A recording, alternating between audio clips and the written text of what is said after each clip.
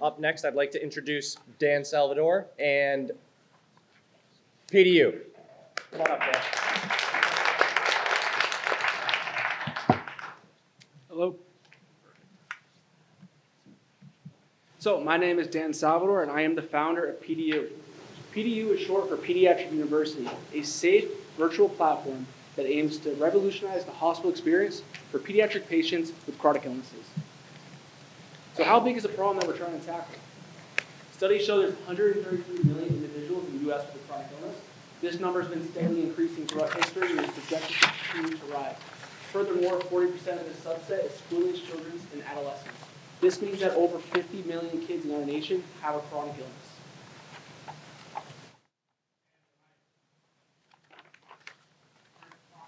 Okay, so let's get to the problem that PediU is trying to solve. When you ask a child how to describe the hospital experience, what are the first thoughts that come to mind? Most children associate the hospital experience with feeling isolated, nervous, vulnerable, alone, and cut off. I think everybody here can relate to this universal feeling of isolation and loneliness when dealing with medical conditions. It is further exacerbated when we're talking about kids. And the truth is, they need our help. Studies show 1 out of 3 individuals diagnosed with chronic illness will have poor mental health, such as depression. Treatment adherence for them absolutely sucks. It's at an abysmal 50%. Furthermore, further studies show that school-age children 6 through 12 are at the highest risk of feeling isolated and different from their peers. What does this tell us? It tells us that pediatric patients with chronic illnesses are unhappy and they feel different from their peers. It tells us that the current pediatric experience is outdated and there's minimal services seeking to combat this social isolation. It tells us that we need to redefine the pediatric hospital experience, and PediU has a solution. PediU is the first platform to connect chronic illness kids in real time at their hospital stay, whether it's on a different floor or the same floor. And what it's trying to do is try to a chance to make them have meaningful bonds and connections to understand they are not alone.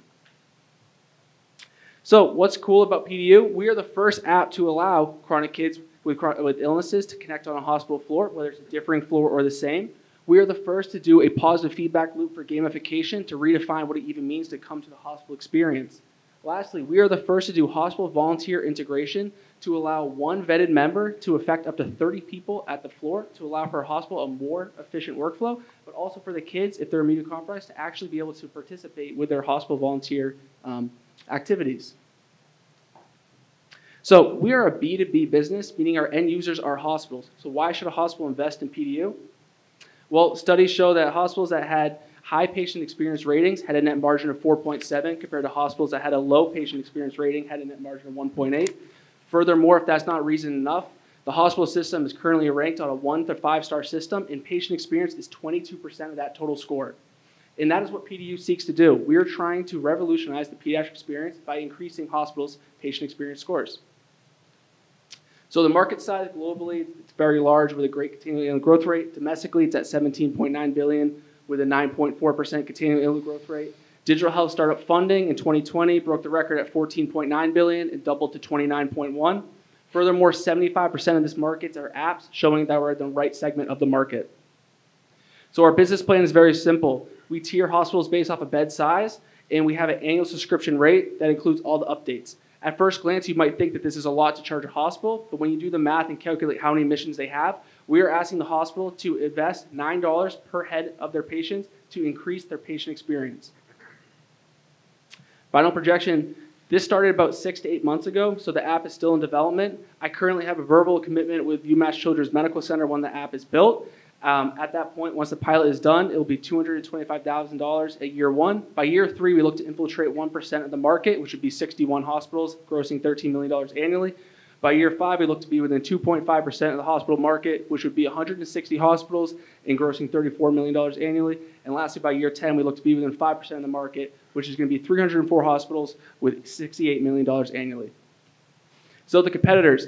Upopulous was the first to do this, but they're more limited. It's just a website and just a chat feature. They were able to scale to 21 hospitals in 5 years and gross millions of dollars. Furthermore, the last 3 are only adult. They don't even infiltrate the pediatric market. What am I asking for? I'm asking for $500,000. 75% will be for tech development, 5% for user acquisition, and 20% for the business development. And this is my team so far.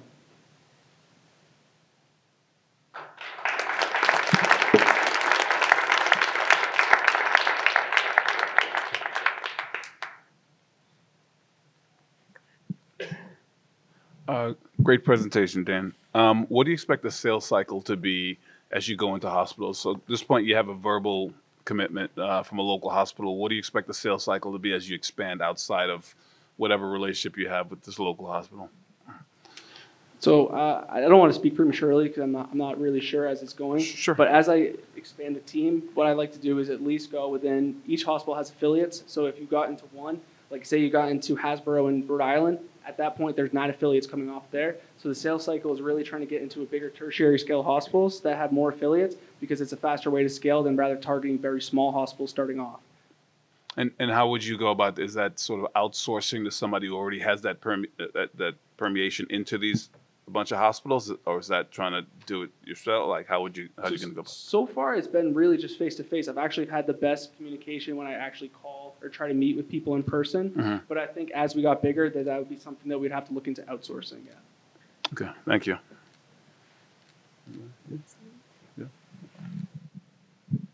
Just on the competition piece, why you mentioned that the bottom 3 were only in the adult market. Why don't you think they'll? I mean, would it be easy for them to just jump into the pediatric market?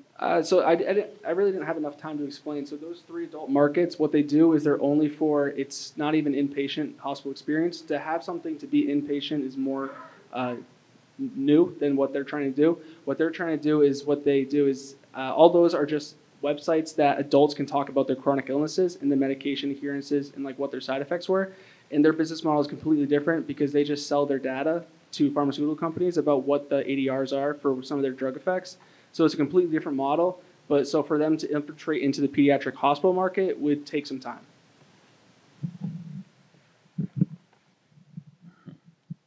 Okay, very, very last one. So can you talk about what customer discovery you've done? Customer discovery right now is being done at UMass Lowell School of Business. They have a class right now that's doing it for me. So they're reaching out to a lot of people and mostly child life specialists because those are people that their sole job is to increase patient experience. And that's where we're finding mostly our niche is that the child life specialists are very much on board because this could help them have a better workflow and also take some slack off of their job. But the customer discovery is still going on, but mostly child life specialists because that's who's in charge of the patient experience at children's medical centers.